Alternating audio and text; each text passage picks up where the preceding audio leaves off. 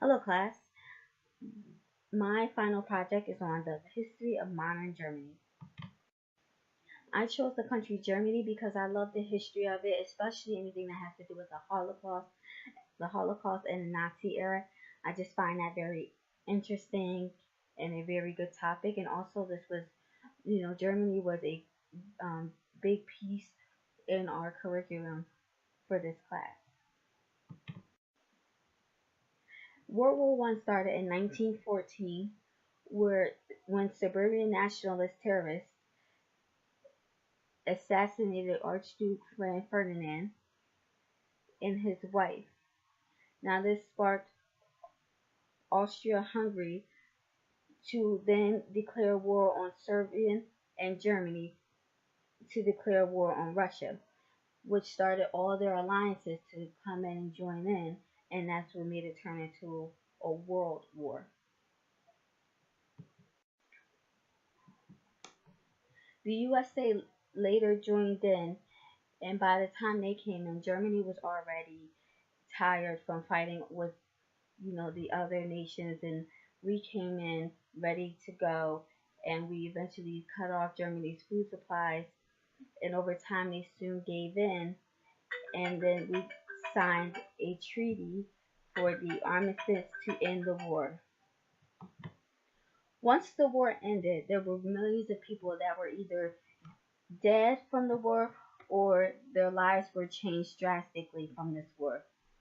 The commander Kaiser fled Germany when he realized that they had lost and that there was no hope of them regaining back their power. So he left, and that sparked a massive outbreak in Germany where different points of powers tried to come in and take over Germany, and there began fights happening in the streets and everyone trying to come in and take over to try to become the power in Germany, which soon led to Adolf Hitler coming in with his Nazi troops and being able to sweep in and take over Germany.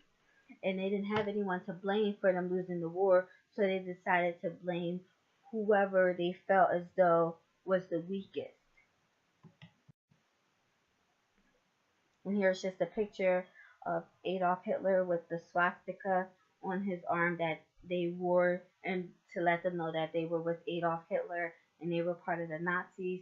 And there's that famous hand signal that they do.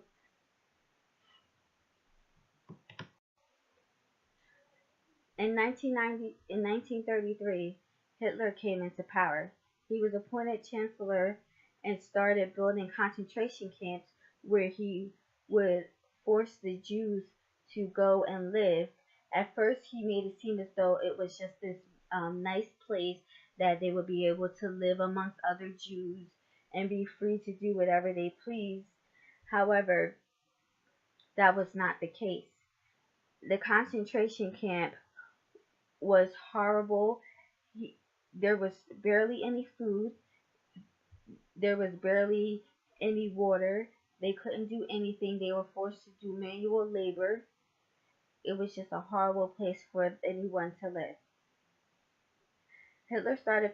Hitler first started off passing laws which stopped Jews from having any type of contact with with German citizens. So if no one could be married to a Jew, no one could associate themselves with a Jew. Hitler started rounding up all the Jewish people and placing them inside of the concentration camps and advising that this is where they had to live. And over the time, they started starving them, they were killing them, they were experimenting on them, putting different things inside of them. Everyone's body started to get skinny, bone skinny. You can see their ribs. They didn't have any type of nutrition, any type of medicine, so they would get sick and basically just die where they laid their heads at. They would die in front of their family members. They would die in front of their children's children would die in front of their parents. Children were even forced to work, and children were even forced to live there and suffer through these hard times like their parents had to. They didn't take pity on anyone who was Jewish.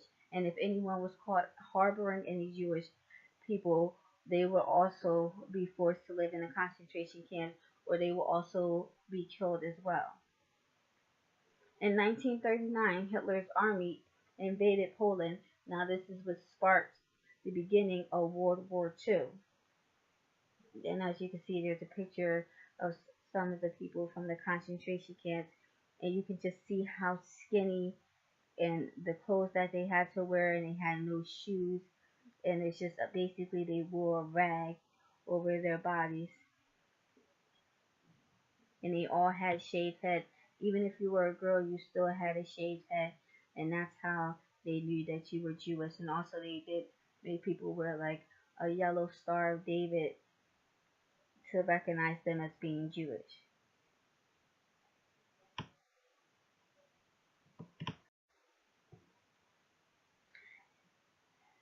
In 1939, World War II started. Once Hitler went in and took over Poland, he also overpowered France and Britain and moved it all off to other countries to gain power as well. In the 1940s, the Tripartite Pact was created and Hitler gained Japan and Italy as allies.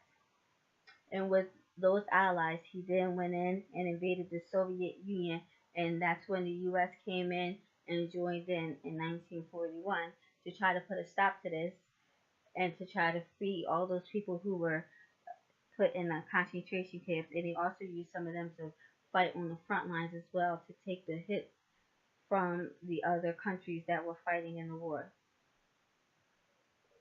Germany was then, of course, defeated by the U.S. and Stalingrad, and Hitler later committed suicide on April 30th, 1945. And Germany and Berlin were divided into four parts, which later turned into two countries, East and West Germany. And at this time, they were just controlled by the Soviet Union and also by the United States. Once World War II was over, Germany's economical system basically collapsed, and they had a shortage of food supplies because everything that they focused on was just the war, focusing on trying to win the war and trying to defeat everyone else and trying to gain land. However, they were not successful in doing so, which diminished their economical supplies, and they didn't have any way of bringing themselves back up. This started a feud between the democracy and the communism, which then was basically centered around Germany, and this is how they were divided into the East and the West, which was part of the Cold War, and also which the Soviet Union was controlling the East Germany and didn't want to do anything to let them go and tried to rebuild their nation as best as they could.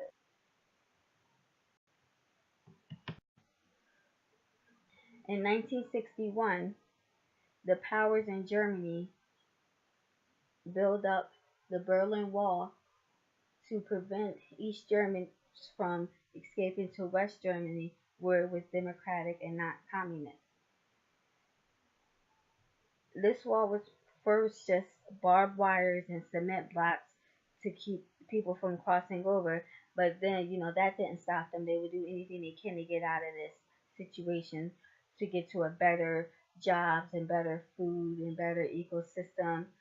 So then they built this big, massive wall that stretched over like 28 miles, and it divided the East and the West Germany. However, still, people in East Germany were still trying to get over this wall. They would pick at the wall and things like that in order to get free to where they can be going to a free nation. And the leader of East Germany later on basically gave in to the new ways and opened up the wall to allow people to go in back and forth freely. However, then people started picking at the walls, climbing at the walls, bringing hammers, anything they could to break down the wall, and it basically fell after that.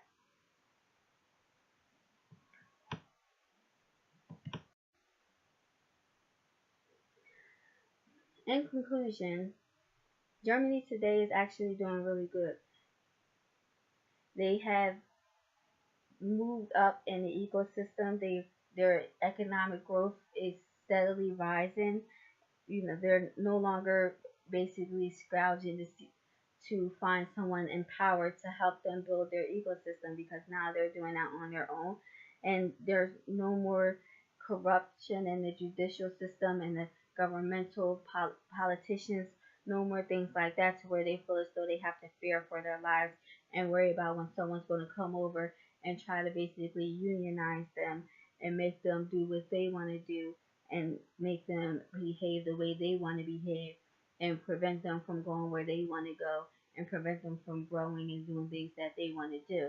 Now, Germany is basically like the United States, a free state to do whatever they feel as though they can do, and they don't have any more crazy laws that prevents them from being with a certain person because of their race, nationality, or religion, or prevents them from traveling to another country because they feel as though they're not practicing the same standards as them. So that's the end of my project, and I hope you guys enjoyed.